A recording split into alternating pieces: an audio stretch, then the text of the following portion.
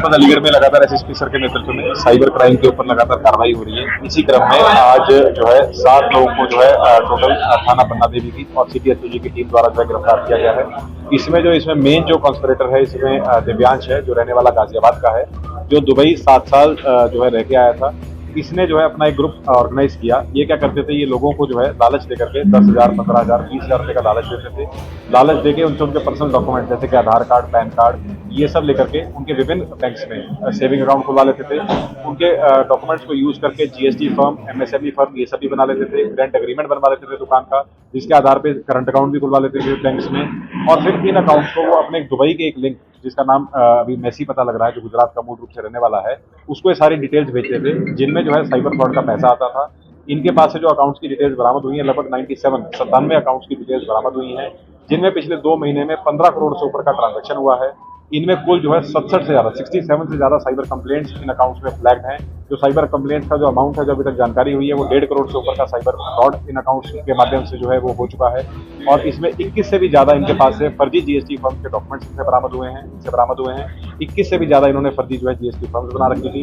इनके पास से एक एंडिवर गाड़ी और एक वैगनर गाड़ी भी इनके पास से बरामद हुई है। Laptop, 14 mobile phone, SIM card, Aadhaar card, PAN card, multiple ATM card, passbook, कई दस्तावेज, जीएसटी फर्म रिलेटेड डॉक्यूमेंट्स, कई इनके पास से अच्छी बरामदगी हुई है। तो बेसिकली ये साइबर फ्रॉड का जो काम है, जो अकाउंट्स को सप्लाई करने का काम है, ये बहुत ही बड़े स्तर पे काम कर रहे थे।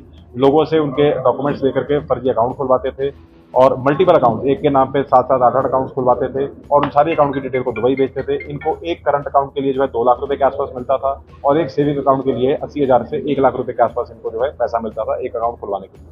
इनको कंट्रोल कौन करता था? दिव्यांश इसमें मेन है, जो दुबई रह के भी आया 7 साल। इसमें दिव्यांश गाजियाबाद में रह के काम कर रहा था और अलीगढ़ का इसका जो लिंक था, जो काम करवा रहा था, वो मनोज था। जैसे ट्रांजेक्शन हुआ तो यहाँ के जो व्यापारी होते हैं उनका फर्जी बिल दिए होते हैं, तो इन जीएसटी फर्मों का फर्जी बिल भी काटते थे।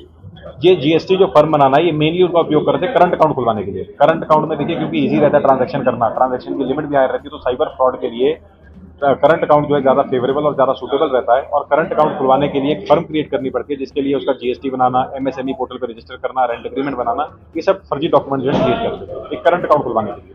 कैसे संपर्क करते थे? क्या फोन से या कैसे पैसा आता था? बिल्कुल फोन से संपर्क कर रहे थे और इनके हमारे बैंक अकाउंट में इनको ट्रांजैक्शन भी मिली है। पर अकाउंट खुलवाने के जो इनको पैसा मिल रहा था दुबई वाले कॉन्टैक्ट से, उसकी ट्रांजैक्शन इनके बैंक खातों में मिली है।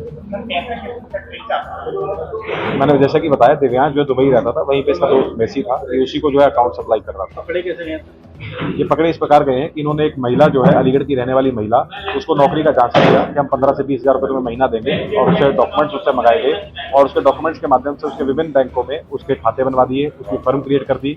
जब उसको डाउट हुआ, उसने बैंक में जाकर अपनी बैंक स्टेटमेंट चेक की तो उसने देखा कि पिछले 10 दिन में ही लगभग 18 से 20 लाख का ट्रांजैक्शन हो रखा है। जब उसको डाउट हुआ तो उसने पुलिस से संपर्क किया, जिसके बाद इस पूरा जो है ग्रुप का जो है भांडाफोड़ हुआ।